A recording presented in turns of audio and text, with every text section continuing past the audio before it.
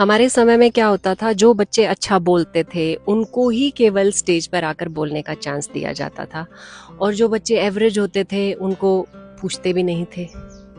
तो उससे नुकसान क्या होता था कि हम लोगों में बड़े होने के बाद कॉन्फिडेंस की कमी हो जाती थी। तो जब गैदरिंग को हमें एड्रेस करना होता था, वो काम हमारे बस का ही नहीं होता था, क्योंकि बचपन से हमें किसी ने सिखाया ही नहीं, कॉन्फिडेंस भरा ही नहीं। तो जब मैं टीचर बन गई तो हमारी जो प्रिंसिपल थी, उन्होंने हमें कहा कि भाई छुट्टियां आने वाली हैं, समर वेकेशन, तो हर टीचर को दूसरी सारी टीचर्स के सामने अपने सब्जेक्ट से रिलेटेड प्रेजेंटेशन देनी होगी। तो मेरे को तो बहुत घबराहट हो गई, क्योंकि मैंने बचपन में कभी ये सब किया ही नहीं, तो स्टेज फियर हमेशा से रहा। तो मैं अपनी एचएम के पास गई, मैंने कहा मैम ये तो मेरे बस का नहीं है। कहती है Deepa, you are a teacher, you should know how to present a presentation. मैंने कहा मैम पढ़ाना अलग बात है, लेकिन टीचर्स के आगे खड़े होकर बोलने का कॉन्फिडेंस नहीं है, मैं नहीं कर पाऊंगी।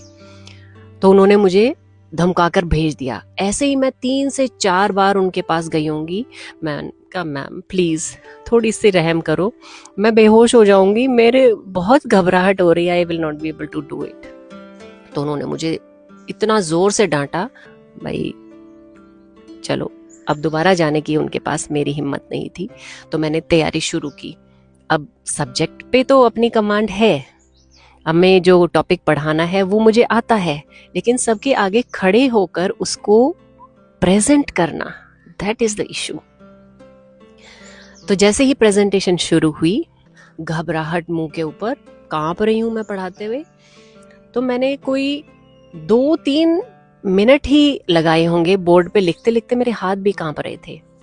लेकिन जो टॉपिक मैंने शुरू किया दैट वाज सो इंटरेस्टिंग, और टीचर्स उसमें इतना इंटरेस्ट लेने लगी, और उनका जो मुझे रिस्पॉन्स आया उसने मेरे अंदर इतना कॉन्फिडेंस भर दिया कि मेरी प्रेजेंटेशन इतनी अच्छी गई। लेकिन उसका फ़ायदा क्या हुआ, उसके बाद से मेरे अंदर कॉन्फिडेंस आ गया कि हाँ मैं कर सकती हूँ।